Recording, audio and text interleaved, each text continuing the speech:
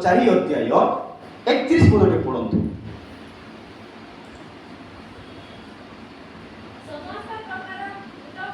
हाँ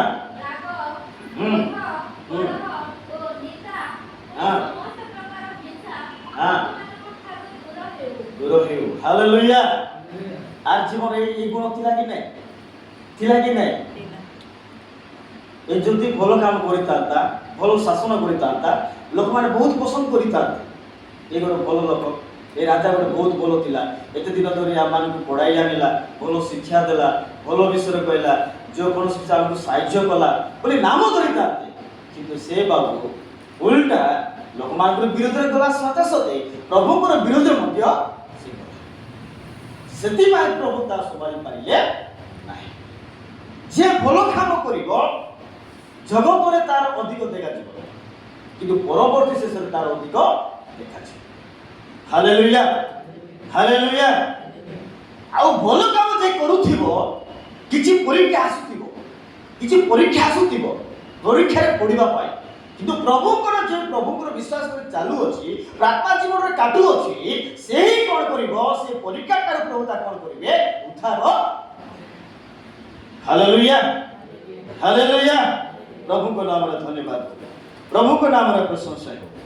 आ गोटे पद में पढ़िबा जने व्यक्ति थिले द्वितीय वंशावली 33 अध्याय 10 पद पढ़ो। द्वितीय वंशावली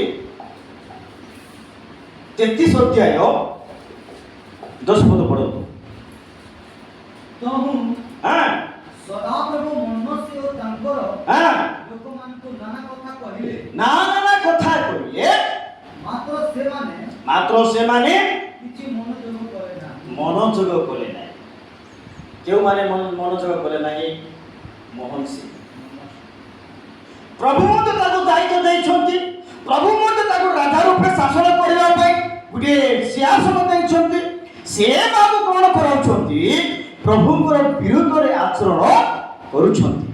ସେହି ମଧ୍ୟ ମୂର୍ତ୍ତି ପୂଜା ଲିପ୍ତ ଅଛି, ସେହି ମଧ୍ୟ ଅନେକ ବିଭିନ୍ନ ବିଷୟରେ ଲୋକମାନଙ୍କୁ କରାଉଛି, ପ୍ରଭୁଙ୍କୁ ବିରକ୍ତ କରାଉଛି। ଏକ ପଦରୁ ଆପଣମାନେ ପଢ଼ିବେ, ଧ୍ୟାନ କରିବେ, ସେ କ'ଣ ପ୍ରଭୁଙ୍କର ମନ୍ଦିରରେ ସେ କ'ଣ କରୁଥିଲା? ପୁଣି ମୂର୍ତ୍ତି ତିଆରି କରିଥିଲା, ଅସୁରୀୟ ମୂର୍ତ୍ତି ତିଆରି କରିଥିଲା। ବାକ୍ୟ ଲେଖାଯାଏ ସେ କ'ଣ କରାଯାଇଥିଲା? ମୂର୍ତ୍ତି ତିଆରି କରିଥିଲା, ପୂଜା ପାଠ କରୁଥିଲା, ଅନେକ ମାୟା କାମ କରାଉଥିଲା, ଅନେକ ଗୁଣିମନ୍ତ୍ର କାର୍ଯ୍ୟ କରାଉଥିଲା, ଅନେକ ବାକ୍ୟର ପରାମର୍ଶ ଦିଏ, ନିହା ଅଗ୍ନିରେ ଲୋକମାନଙ୍କୁ ଚାଲିବା ପାଇଁ କରାଉଥିଲା। ଦେଖନ୍ତୁ ପ୍ରଭୁଙ୍କ ଦୃଷ୍ଟିରେ ଯାହା ଭଲ ବିଷୟ ସେ ପ୍ରଭୁଙ୍କ ସନ୍ତୁଷ୍ଟ କରାଉଥିଲା। କିନ୍ତୁ ଯେଉଁ ସମୟରେ ପ୍ରଭୁ ତାକୁ କଥା କହୁଥିଲେ ସେ କଥାକୁ ମନୋଯୋଗ କରୁନଥିଲେ, ସେହି ସମୟରେ ପ୍ରଭୁ ପରମେଶ୍ୱର ଗୋଟିଏ ମାଧ୍ୟମ ଦେଲେ ତାକୁ ଶିକୁଳରେ ବନ୍ଧାଇ ବାବିଲୋନ ଦେଶକୁ ନେବାକୁ ବାଧ୍ୟ ହେବାକୁ ପଡ଼ିଥିଲା। पढ़ो 11 पद पढ़ो। हेतु सदा प्रभु सेमानंतु प्रतिकूल रे असुरीय राजार सेनापति माने तोइरे से माने मनुष्य को भेड़ीरे धरि मनुष्य को कोन धरि भेड़ीरे धरि सिकुल सिकुलरे बांधी नहीं गले। देखंतु केतो लज्जार विषय कि नाही बाली देखिबा। ये को बाबू कोन दरकार देला? ए मते अहंकार करिया भाई, प्रभु को विरोध जीवा भाई, लोक मान को पाप कार्य कराइबा भाई की दरकार थिला? सियासन रथ थिला, भलो काम करबार थिला, प्रभु सोई पाले ना, बाध्य हेले आउ ताकुरी लोक मान को पटाई सिकुल रे बांधी कर ने बाड़ के दिन को गोड़ बांधु थिबे, हाथ को बांधु थिबे, बांधी कर कोबी ने लेखाई थी बाबिलोन देश को नहीं गले। इठी ताई अधिक काम कराय लोक मान को नष्ट कराय। आ की दरकार अछि आप सियासन दे? की दरकार अछि भलो काम न करिबा? या कोन कोन मिलिबो? यदि भलो काम करिबो प्रभु अनुग्रह करिवे, आशीर्वाद करिवे। यदि ए कुकर्म यदि करिबो कोन लाभ मिलिबो? सेया प्रभु सोई पाले नाही। तापरे प्रभुଙ୍କର ବାକ୍ୟରେ ପ୍ରଭୁଙ୍କର କଥାରେ ମନୋଯୋଗ ନ କରିବା ଦ୍ୱାରା ପ୍ରଭୁ ବାଧ୍ୟ ହେଇଗଲେ ତାକୁ କ'ଣ କଲେ? ଶିକୁଲରେ ବନ୍ଧିକିନା ତାକୁ ବାବିଲୋନ ଦେଶକୁ ପଠାଇଦେଲେ।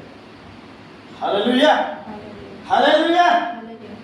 ଭାବୁଥିବ ମୋର ପରା ପ୍ରଭୁ ଆଉ କିଏ ନାହିଁ, ମୋର ପରା ଲୋକ ଆଉ କେହି ନାହିଁ ବୋଲି ଭାବିଥିବ। ମହର୍ଷିକୁ ଦେଖନ୍ତୁ, ସିଂହାସନରୁ ଉଠାଇ ବାବିଲ ଦୋଷୀ ଅଛୁ ବାନ୍ଧି କରି ନେଉଛନ୍ତି ମାନେ ଗୋଟେ ରାଜାକୁ, ତାମାନେ ଗୋଟେ ରାଜାର ବିଷୟ କି ନାହିଁ ଚିନ୍ତା କରନ୍ତୁ।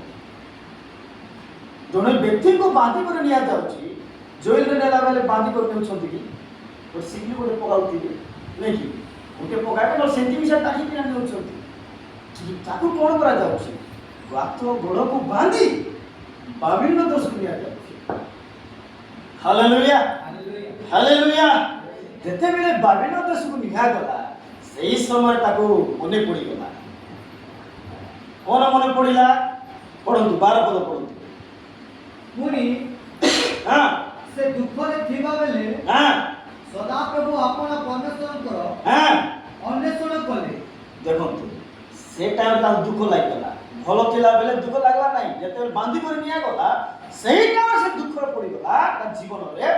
ହଁ ପଢ଼ନ୍ତୁ। ଓ ହଁ ଆପଣ ପୂର୍ବପୁରୁଷ ବେଳର ପରମେଶ୍ୱରଙ୍କ ଛାମୁରେ ହଁ ଆପଣଙ୍କୁ ଅତିଶ ନମ୍ର କଲେ। ନମ୍ର କଲେ। ହାଲେଲୁୟା। କିଏ ନମ୍ର କଲା? ମହର୍ଷି। ପ୍ରିୟ ପ୍ରଭୁଙ୍କର ଲୋକମାନେ, ଏ ଯେତେବେଳେ ଅନୁତାପ କଲା, ପାପକୁ ସ୍ୱୀକାର କରିଛି, ଆଜି ପ୍ରଭୁ ଏ କାମ କରିବି ନାହିଁ ମାନେ କରିବି ନାହିଁ, ସେ ନିଷ୍ପତ୍ତି ନେଉଛି। ତାପରେ କରୁଛି, କରିବା କାମକୁ ସେ ଛାଡୁଛି। ଏହା ହିଁ ପାପ ସ୍ୱୀକାର ଅଟେ। Hallelujah hallelujah hallelujah. ଯେତେବେଳେ ଆମେ 40 ଉପବାସରେ ଅଛୁ, ଗତି କରୁଛୁ, ଦୁଃଖ ପାଗ ଖାଲ ବୋଲି ଆମେ କହୁଛୁ, ଏଇ ବିଷୟ ଯେ ପାପକୁ ଛାଡ଼ିବା ନାହିଁ ଆଉ ପାପକୁ ଧରି ହିଁ ଉତ୍ଥାନ ପର୍ବ ପାଳନ କରିବା। ଆଉ ଉତ୍ତର ପର୍ବ ପାଳନ କଲା ପରେ ଆଉ ଥରେ ସେଇ କ'ଣ କହିବେ ଡିସେମ୍ବର 25 ପାଳନ କରିବା, କିଛି ମତଲବ ଅଛି କି ନାହିଁ? ଏ ବାବୁ ଛାଡ଼ୁଛନ୍ତି, ଏ ବାବୁ ପରୀକ୍ଷା କରୁଛନ୍ତି, ଅନୁତାପ ହୃଦୟ ସହିତ ଦୁଃଖର ସହିତ ପ୍ରଭୁଙ୍କଠାରେ ପ୍ରାର୍ଥନା କରୁଛନ୍ତି। 13 ପଦରେ ଲେଖା ହେଇଛି। ଆଉ ପ୍ରଭୁ ତାକୁ କ'ଣ କ'ଣ ଲେଖା ହେଇଛି? ପ୍ରସନ୍ନ କଲେ, ପସନ୍ଦ କଲେ। ଦେଖନ୍ତୁ ତାର ପ୍ରାର୍ଥନା ଶୁଣିଲେ। କେତେବେଳେ ପ୍ରାର୍ଥନା ଶୁଣିଲେ? ସେ ପାପକୁ ଛାଡୁଛନ୍ତି। ଯୋଉ କୁକର୍ମ କରୁଥିଲା, ଯୋଉ ବିଷୟ ଅହଙ୍କାର କରୁଥିଲା, ପ୍ରଭୁଙ୍କର ବିରୋଧ ଯାଉଥିଲା, ଲୋକମାନଙ୍କ ବିରୋଧ ଯାଉଥିଲା, ଲୋକମାନଙ୍କର ପାପ କାମ କରାଉଥିଲା, ଯେତେବେଳେ ସ୍ୱୀକାର କରି ଛାଡୁଛି, ଏହା ହିଁ ପ୍ରକୃତ ଗୋଟିଏ ବିଶ୍ୱାସୀର ଯୋଗ୍ୟ ବୋଲି କହିଲା। Hallelujah hallelujah. ଆଉ ଆମେ ପ୍ରଭୁଙ୍କୁ ଜାଣିଛୁ ବୋଲି ଆମେ ଖାଲି ପାପକୁ ଦୂରେ ଆମେ ଚାଲୁଥିବା, ଆମମାନଙ୍କର ମନର ହୃଦୟର ଯୋଉ ଅହଙ୍କାର, ଗର୍ବ ଆଉ ହିଂସା, ନିନ୍ଦା, କପଟ ଦୂରେ ଆମେ ଚାଲୁଥିବା, ତାହେଲେ ସତ୍ୟରେ ମୁଁ କହିବା ପାଇଁ ଚାହେଁ ଆମେ ପ୍ରଭୁଙ୍କୁ ପାଇ ମଧ୍ୟ ନ ପାଇଲା ପରି ଅଟେ। କାହିଁକି? ଏଇ ବିଷୟ ଆମେ ଛାଡୁନୁ, ଏଇ ବିଷୟ ମଧ୍ୟ ଧରି ଯାଉଛୁ, ତାମାନେ କ'ଣ? ନାହାକୁ ପ୍ରଭୁଙ୍କୁ ପାଇଛୁ ବୋଲି ଭାବିଥିବୁ। ଏଇ ବ୍ୟକ୍ତି କ'ଣ କରୁଛନ୍ତି? ଅନୁତାପ କରି ଛାଡୁଛନ୍ତି, ପରିତ୍ୟାଗ କରୁଛନ୍ତି, ଆଉ ପୁନର୍ବାର ପ୍ରଭୁ ସେ ଜେରୁସାଲେମରେ କ'ଣ ଦେଉଛନ୍ତି? ପୁନର୍ବାର ସୁଯୋଗ ଦେଉଛନ୍ତି ସେ ରାଜ୍ୟକୁ ଶାସନ କରିବା ପାଇଁ। କାହାକୁ ଦେଉଛନ୍ତି? ମହର୍ଷି। Hallelujah hallelujah.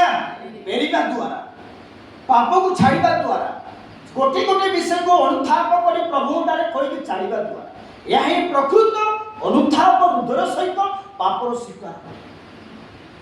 କାଲି ଆମେ ପାଟିରେ କହିଦେବା ପାପ ସ୍ୱୀକାର କରିବା, ଏହା ନାହିଁ। ଯେତେବେଳେ ମନରେ ଆମର ଯୋଉ ଆତ୍ମା ରହୁଛି, ବେଳେ ବେଳେ ଅହଙ୍କାର ଆସୁଛି, ଗର୍ବ ଆସୁଛି, ହିଂସା ଆସୁଛି, କାହାର ଲୋକର ବିରୁଦ୍ଧ ଯିବା ପାଇଁ ଇଚ୍ଛା ଆସୁଛି, ନିନ୍ଦା ଆସୁଛି, କପଟ ଆସୁଛି, ଏହି ସବୁ ଛାଡ଼ିବାର ଅଛି। ଏହା ଖ୍ରୀଷ୍ଟିଆନ ଜୀବନର ଗୋଟେ ନୂଆ ଜୀବନ ଅଟେ। ଏହି ବିଷୟ ପରିତ୍ୟାଗ କରିବା। Hallelujah hallelujah. ଏହାକୁ ଧରି ଆମେ ଯଦି ଚାଲିବା, ଆଗକୁ ଧରି ଆମେ ଆଗକୁ ଯିବା, କେବେ ମଧ୍ୟ ଆମେ ଆତ୍ମିକ ଜୀବନ ବଢ଼ିପାରିବା ନାହିଁ। ସତ ସତେ ଅନ୍ୟକୁ ମଧ୍ୟ ଆମେ ଆଣିପାରିବା ନାହିଁ। କାହିଁକି? ଆମର ଆତ୍ମିକ ଜୀବନ ଦୁର୍ବଳ ହେଉଥିବ, ଆମର ଜୀବନ କପଟ ଥିବ, ଆମେ ଛାଡ଼ି ପାରୁଥିବୁ, ପରେ ଆମେ ପ୍ରଭୁ ପାପ ସ୍ୱୀକାର କରୁଛୁ ବୋଲି କାଲି କହୁଥିବୁ, କିନ୍ତୁ ପାପ ସ୍ୱୀକାର କରିବା ତ କୋଉଟା ଆମେ ପାପ ସ୍ୱୀକାର କରି ଛାଡ଼ିବାର ଅଛି, ତାହାକୁ ନିଷ୍ପତ୍ତି ଦେବା ଆବଶ୍ୟକ ଅଛି। Hallelujah hallelujah.